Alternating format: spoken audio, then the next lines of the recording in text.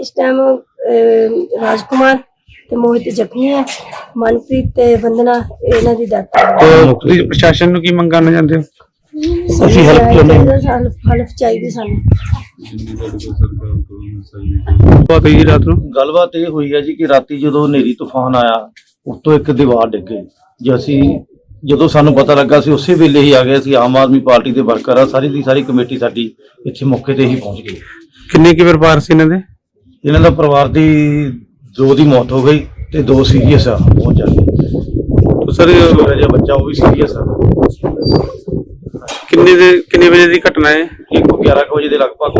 ਮॉर्निंग ਦੀ information ਆਈ ਸੀ ਪਰਮਜੀਤ ਸਿੰਘ ਦੇ ਇੱਥੇ Indira colony 'ਚ ਰਹਿੰਦੇ, ਜਿਹੜੇ ਕਿ ਰਾਤ ਨੂੰ ਇੱਥੇ ਬਰਾਂਡੇ ਸੁੱਤੇ ਪਏ ਸੀ, ਨਾਲ ਕਾਰ ਕੰਸਟਰਕਸ਼ਨ ਹੋ ਰਹੀ ਸੀ। ਜਦੋਂ ਰਾਤ ਨੂੰ ਕਿਤੇ ਅਚਾਨਕ ਹਨੇਰੀ ਆਈ ਹੈ, ਉਹ ਉੱਪਰੋਂ ਇੱਟਾਂ ਡਿੱਗੀਆਂ, ਇਹ ਬਰਾਂਡੇ ਸੁੱਤੇ ਪਏ ਸੀ।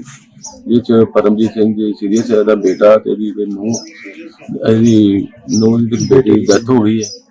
ਜਿਹਦੇ ਸੰਬੰਧ 'ਚ ਅਸੀਂ ਇਹਨਾਂ ਕੋਲ ਉੱਥੇ ਮੌਕੇ ਤੇ ਪਹੁੰਚ ਕੇ ਜੋ ਵੀ ਕਹਿੰਦੇ ਪਰਿਵਾਰ ਦੇ ਕਿੰਨੇ ਜੀ ਸੀ ਸਰ? 5 ਜੀ ਸਰ ਹੁਣ ਕਿਹੜੇ ਹਸਪੀਟਲ ਗਏ ਹੋ? SGL hospital. ਸਰ ਅੱਗੇ ਕੀ ਕਾਰਵਾਈ ਹੋਗੀ ਸਰ? ਜੋ ਮੌਕੇ ਤੇ ਪਹੁੰਚਿਆ ਜੀ, ਜੋ ਵੀ ਕਹਿਣਗੇ ਉਹਦੇ ਅਕੋਰਡਿੰਗ ਹੀ ਕਾਰਵਾਈ ਕਰਾਂਗੇ।